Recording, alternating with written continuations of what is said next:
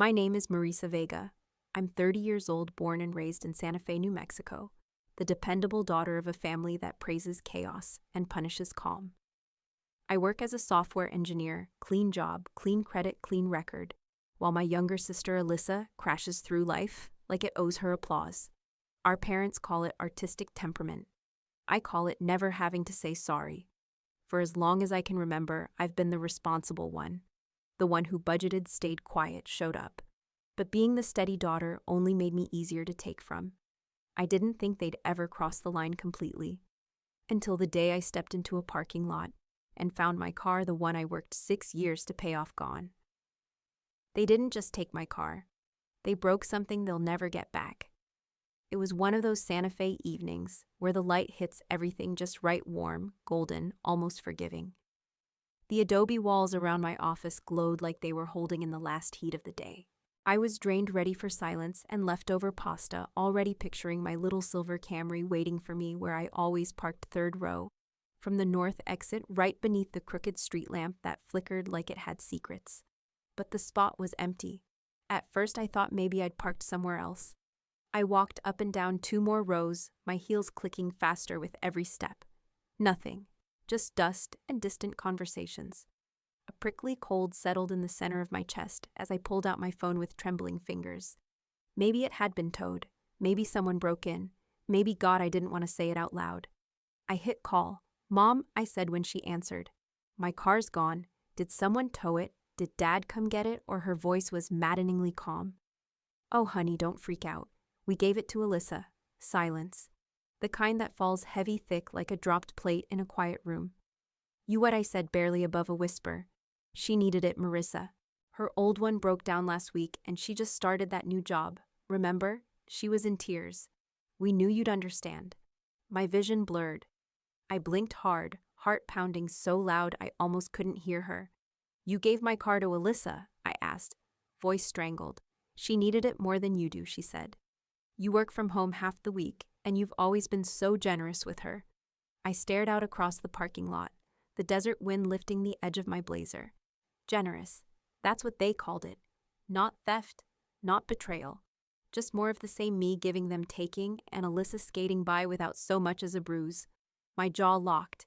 "You had a key," I said like I was speaking to a stranger. "You used the emergency key." "Well, we didn't want to bother you at work," she said, and that's when I hung up. My fingers felt like ice as I unlocked my phone again and hovered over the keypad. The wind caught my hair and whipped it across my face, but I didn't move. I just stood there staring at the place where my car used to be. I pressed 9, then 1, then 1, 911. "What is your emergency?" the operator asked, her voice steady and measured. "My car has been stolen," I said. I couldn't believe how calm I sounded. Silver 2023 Toyota Camry, New Mexico plates. "Do you know who might have taken it?" I swallowed hard. "Yes," I said. "My parents gave it to my sister. Without my permission." There was a pause, a long one. "You believe a family member took your car without consent?" "I don't believe it," I said. "I know it." "Understood, ma'am. Please stay where you are. We're sending an officer to take your statement." I hung up and stared at the screen until it dimmed. The wind had picked up now, chasing trash across the asphalt, howling low through the rows of cars like a warning. A few people passed by, not noticing me. Just another woman on her phone, maybe locked out, maybe just texting. No one saw that the world had just cracked in half beneath my feet. My phone started buzzing. Mom again. Then Dad. I didn't answer.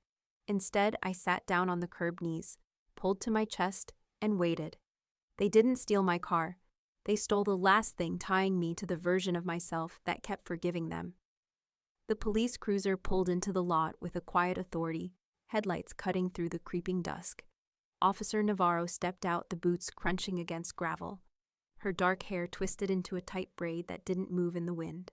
She walked toward me with calm purpose, a clipboard tucked under her arm, her eyes scanning the lot like it might still be hiding my Camry in plain sight. "Ms. Vega?" she asked. I stood brushing dust from my slacks. "Yes, Marisa." She nodded, once her tone neutral, but not cold.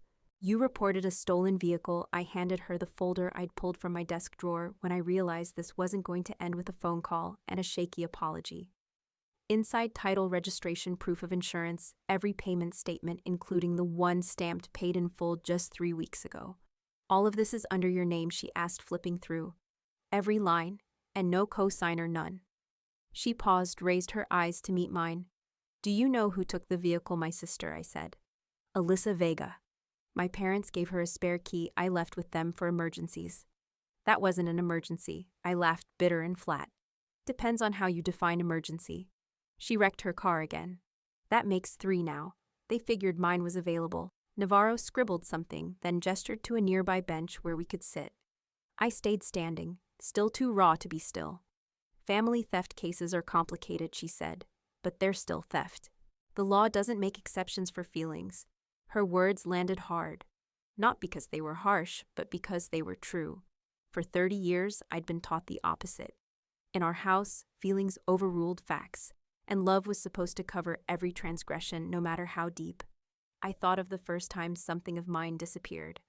I was 8, and I'd saved for a month to buy a glittery purple diary with a cheap silver lock. Alyssa found the key and filled the pages with doodles and confessions about her latest crush. When I cried, Mom said, "She's just little. Don't make her feel bad." I was 8 too, but somehow I was always older, always responsible for her feelings. Officer Navarro pointed up toward a security camera mounted on a light post. We'll pull footage, track traffic cams. If she's driving it around, we'll find it. She probably thinks it's a gift, I muttered. She'll find out otherwise, Navarro replied. She handed me a case number written neatly on a small card. If your sister or your parents contact you, don't engage. Document everything. Let us handle it. I took the card, its corners digging into my palm. I never thought I'd be here reporting my own family. You'd be surprised how often it happens, she said. Entitlement doesn't care about blood. Her radio crackled, and she responded with a short burst of codes I didn't understand. Then she stood. We'll be in touch soon. I nodded, watching her go. Her presence faded into the dark as her cruiser pulled out, leaving red and blue flashes on the pavement that quickly vanished. I was alone again, but something had shifted. At home, the silence felt cavernous. I changed out of my work clothes and stood at the kitchen counter, staring at the blinking light on my answering machine. 3 new voicemails. I didn't press play. Instead, I poured a glass of water, sat down, and stared out the window where streetlights flickered across stucco walls and parked cars. My phone vibrated again. Dad calling, then again, unknown number. I turned it face down. The next morning at work, I tried to focus. Tried to drown myself in code and clean lines of logic where things made sense and followed rules. But I kept checking the window, expecting to see my car back in the lot, like it had all been a bad dream. Hey, a voice said, startling me. I looked up to see Jordan leaning against the edge of my cubicle. You good Jordan Carr was the kind of coworker who kept to herself but always knew when someone wasn't okay. Sharp eyes, gentle voice. The kind of person you didn't notice until they made you feel seen. I hesitated. Family stuff, I said, voice tight. She tilted her head. Want to talk? I opened my mouth, but nothing came out. Then finally I whispered, they gave my car to my sister. Jordan blinked. Used my emergency key. Didn't tell me, just handed it over. And now I'm the villain for being angry. She leaned in slightly. You called the cops, I had to. Jordan didn't flinch. She just nodded slowly, then said, You don't owe anyone your silence. I bit my lip. I'd spent so many years being the peacekeeper, the fixer, the forgiver. And the more I gave, the less I seemed to have left. When I got home that night, my phone was blowing up.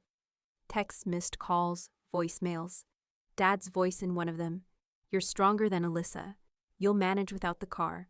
We're just trying to help her get on her feet. Don't make this a big deal.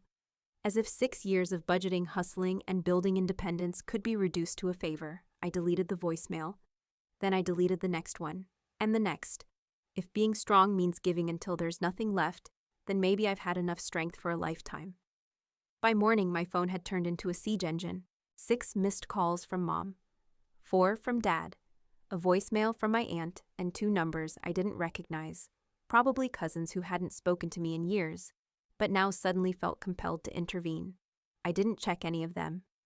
I just stood in the kitchen, clutching my coffee mug, watching steam rise in the sunlight like smoke from a fire I hadn't started, but would still be blamed for. It was Saturday. I didn't have to work. I should have gone for a hike or walked through the plaza, maybe visited the farmer's market. But the weight in my chest was too heavy. I couldn't breathe fresh air when everything inside me felt sour. When my phone rang again, I almost ignored it. Then I saw the name. Mom. I stared at it, let it ring to the final second, then answered. Marissa. Her voice was tight, brittle. Have you calmed down? No, I said. A beat of silence. This is tearing your father apart. Alyssa is heartbroken. She didn't even know you'd react this way. She didn't know I'd be upset that my car was stolen. I kept my voice low, steady. I was tired of raising it. She didn't steal it, she said sharply. We told her it was fine. You always let her use your things. I didn't say she could use this, I snapped. I didn't even know it was gone until I walked into the parking lot like an idiot. You're not being fair, she said, and that was it. That phrase, the golden ticket my family handed each other anytime someone dared to draw a line. I wasn't being fair when I didn't loan Alyssa money. I wasn't being fair when I refused to cover her rent that one month. I wasn't being fair when I told Dad I didn't want to move back home while Alyssa figured things out. Fair, I said. You want to talk about fair? I didn't wait for her response. I pressed the speakerphone button, set the phone on the counter, and walked to my bedroom closet. I opened a small storage bin and pulled out an old notebook with a cracked spiral spine. I'd kept it since college, half budgeting notes, half scattered memories. I flipped to a page marked Expenses Fall Semester. Do you remember when I was 20 and saving for my tuition? I asked. She was quiet. You took $1, $200 from that account and told me after the fact that Alyssa needed new software for her photography class. I was waitressing nights and studying computer science. You said I was better at handling stress. Marissa, that was years ago. I walked back to the kitchen. Or when I moved out and left behind my futon and TV, I came back for them a week later and Alyssa had them in her room. You said she needed a space of her own. I didn't even argue. I let it go. Her breathing had changed. Faster now. Defensive. This isn't the same. You're right, I said. It's not. This time I'm not letting it go. Don't do this, she said, voice cracking. You called the police. Your sister could be arrested. She should be arrested. She's your sister, Marissa. And I'm your daughter, I said. But that never seemed to matter as much. The line went quiet. Then distantly, I heard Dad's voice in the background, low and angry. A rustle. He'd taken the phone. Marissa, he said, using his calm, practiced tone like I was a client he needed to win over. Let's be reasonable here. I'm past reasonable. We didn't steal it. We borrowed it. It's still in the family. You used a key I gave you for emergencies. You didn't ask. You didn't even tell me. I found out when I thought it was stolen. We were going to tell you after Alyssa settled into the new job. Of course you were, I said. Like you told me about the college fund, or the furniture, or the laptop. Always after. He sighed, and I could hear the patience cracking in his voice. She's your sister. She's trying to get on her feet. She's 30, I said. She's been trying for over a decade. You're stronger. You always have been. There it was. I laughed. Not a happy sound, a hollow, broken thing that scraped against my throat. Do you hear yourself? You say that like it's a compliment. It's not. It's just permission to keep taking from me. Another silence. Then Mom was back on the line, trembling and frantic. Please, Marissa. If you don't drop the report, she could have a record. She could lose the job. Is that what you want? No, I said quietly. What I want is for her to understand that consequences exist. And if she doesn't return it, then the police will handle it. You wouldn't, she whispered. Watch me. I ended the call. Within minutes, the barrage resumed. More numbers, more voicemails. I didn't answer any of them. I set the phone down and walked out onto the balcony. The sky was washed in soft lavender light. Clouds rolled slowly over the mountains, serene and unreachable. I gripped the railing and closed my eyes, breathing through the ache in my chest. My phone buzzed behind me like a wound that wouldn't close. They didn't raise a daughter, they built a damn doormat. And now they're shocked I finally stood up. The courthouse smelled like old paper and bleach. I sat on a narrow wooden bench outside courtroom 3C. My hands pressed to my knees to keep them from shaking. The overhead fluorescent lights buzzed faintly, too bright, too sterile, like they were trying to wash everything clean, including what couldn't be. Alyssa sat across the hall with our parents, her foot bouncing nervously, her phone clenched in both hands. She wouldn't look at me. Neither would they. My mother wore her nicest scarf, the one she saved for church and funerals. My dad kept whispering to her, but his eyes were fixed on the closed courtroom doors, like he could will them to stay shut. The public defender leaned against the wall beside them, bored and thumbing through notes. Just another case to him. Another sad family with too much drama and not enough boundaries. When the clerk opened the door and called State of New Mexico versus Alyssa Vega, my stomach twisted. Alyssa flinched. My parents both rose at once like a unit. She followed them into the courtroom without a glance in my direction. I stood too. But I stayed back behind the rope's second row. The room was chilly, the walls were paneled in dull wood, and the judge's bench loomed high above us. A woman in her 60s presided, her gray hair pulled back tightly, her eyes unreadable behind narrow glasses. She scanned the file, then looked at Alyssa. "You've agreed to enter a plea today," Alyssa nodded, her voice barely audible. "Yes, Your Honor." Her attorney handed over the signed statement. The judge read it, face unmoving. "Miss Vega," she said, "please read your written admission into the record." Alyssa's hands shook as she unfolded the paper. Her voice came out small but clear. "I, Alyssa Vega, admit that I took my sister's car without permission. I knew the vehicle was not registered to me. I knew I did not have consent. I took it anyway. I thought she would forgive me. I was wrong. What I did was theft." "I'm sorry," her last words cracked as she said them. A single tear slid down her cheek, and I watched it fall, waiting for the emotion to rise in me. Anger, relief, something, but all I felt was a dull exhaustion. The kind that comes after you've carried too much weight for too long. The judge nodded. "Thank you, Miss Vega." She passed the statement to the clerk. "Let the record reflect a guilty plea." She turned back to Alyssa. "This court accepts your admission. You are sentenced to 6 months of probation, a 1-year suspension of your driver's license, and restitution in the amount of $847 to cover impound and processing fees. Failure to comply will result in revocation of probation and incarceration." The gavel came down with a crack. My mother gasped. The judge stood and exited through the side door, and suddenly it was all over. So quiet, so fast. Alyssa slumped in her seat. Her attorney leaned over, whispering instructions. My father's hand rested on her shoulder. My mother reached for her hand. None of them looked at me. They passed within arm's reach as they left the courtroom. Alyssa walked with her head-bowed hair falling like a curtain across her face. I could have stopped her. I could have said her name, but I didn't, because I knew what would happen. She would look at me with those wide, tear-glossed eyes full of guilt and self-pity. My mother would step in, her voice sharpened by pain and pride. "Marisa, don't make things worse." So I let them walk by. Outside, the sky was low and gray. Rain threatened but never fell. Families stood on the courthouse steps, hugging, crying, huddled under umbrellas. I stood alone and didn't see mine anywhere. Maybe they'd parked around the block.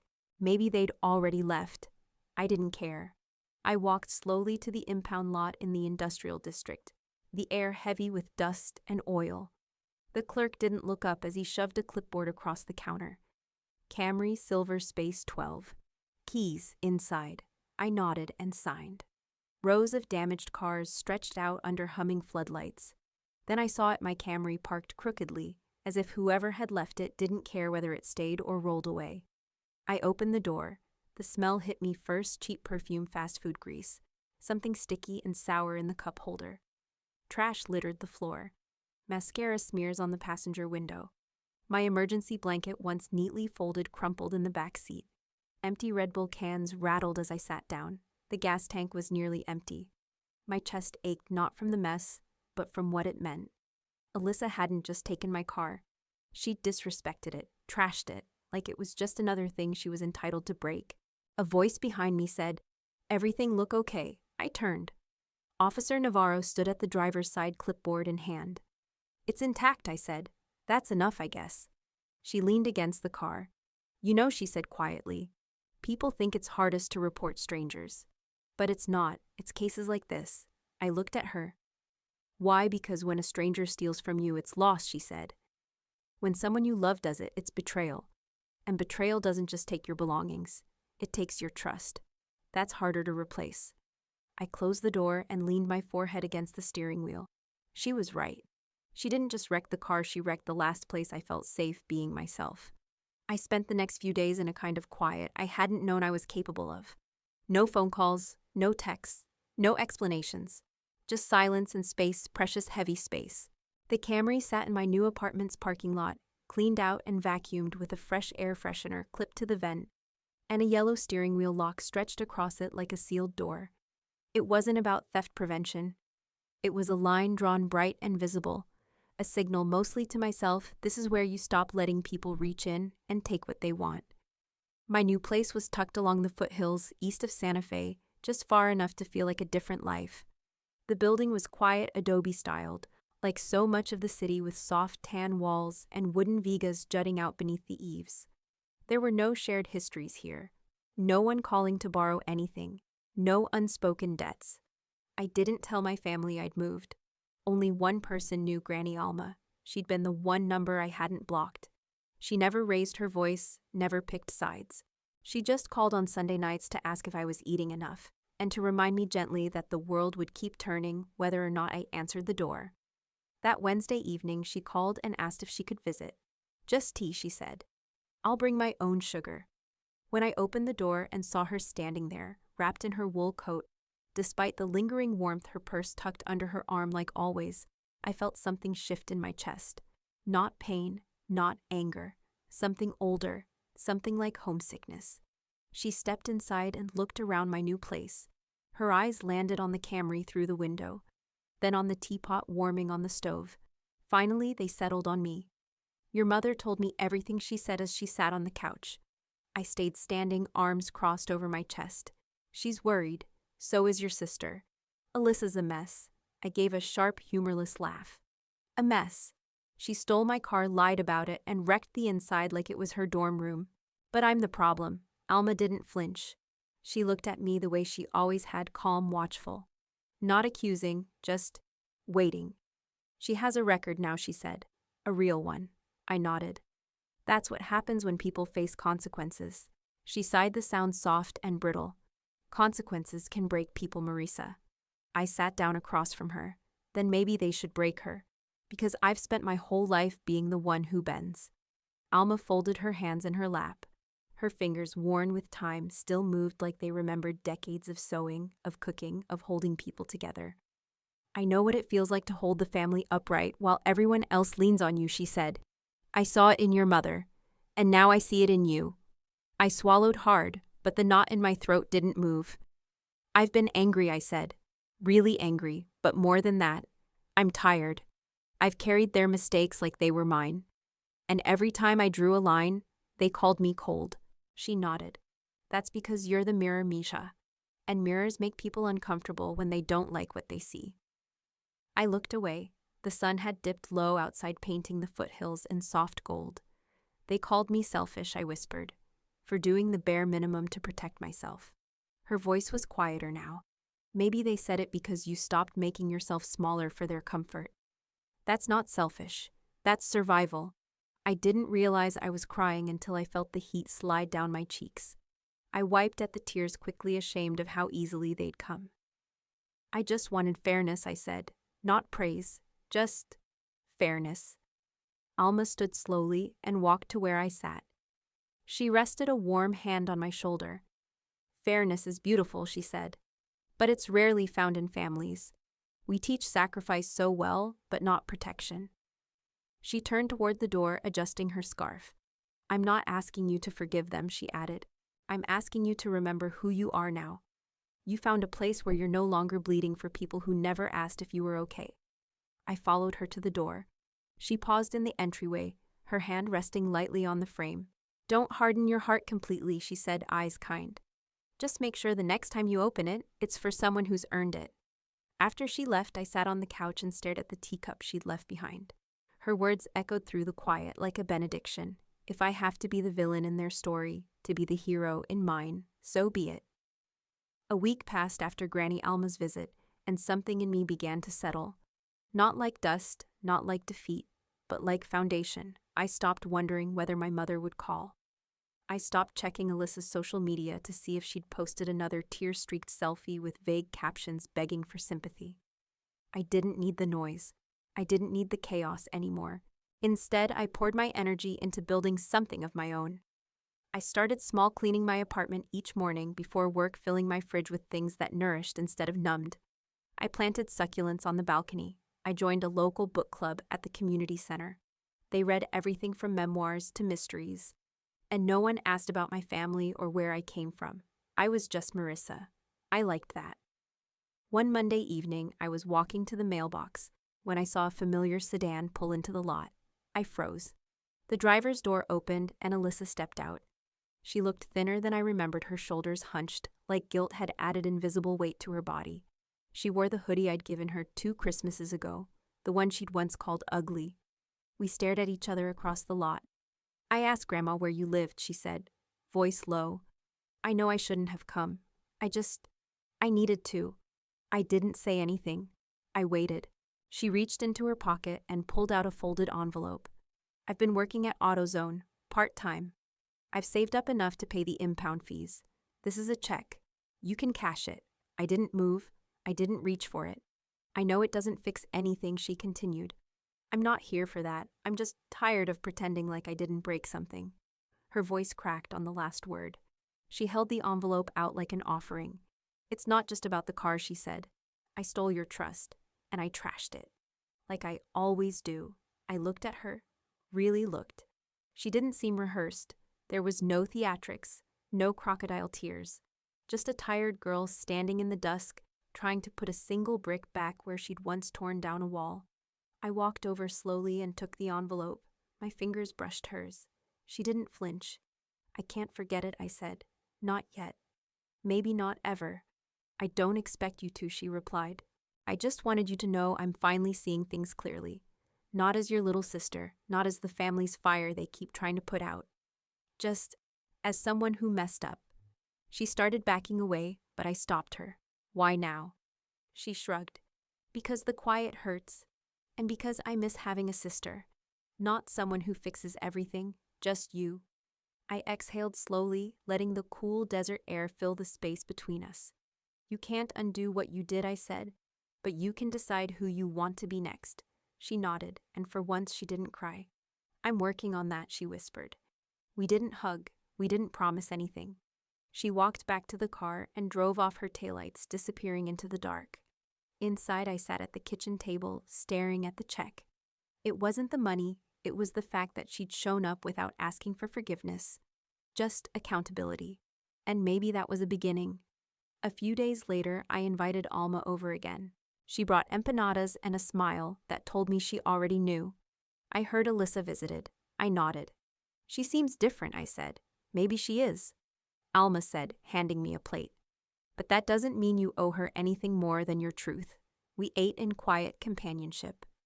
Afterward, I stood on the balcony, watching the sun dip behind the mountains, casting the sky in colors I never noticed when I was buried under everyone else's weight. I wasn't healed, but I was healing. A text came through just then from my mom.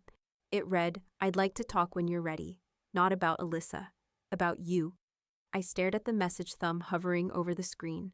I didn't reply, not yet, because I just started to hear my own voice again, and I wanted to make sure it was strong before I let anyone else talk over it.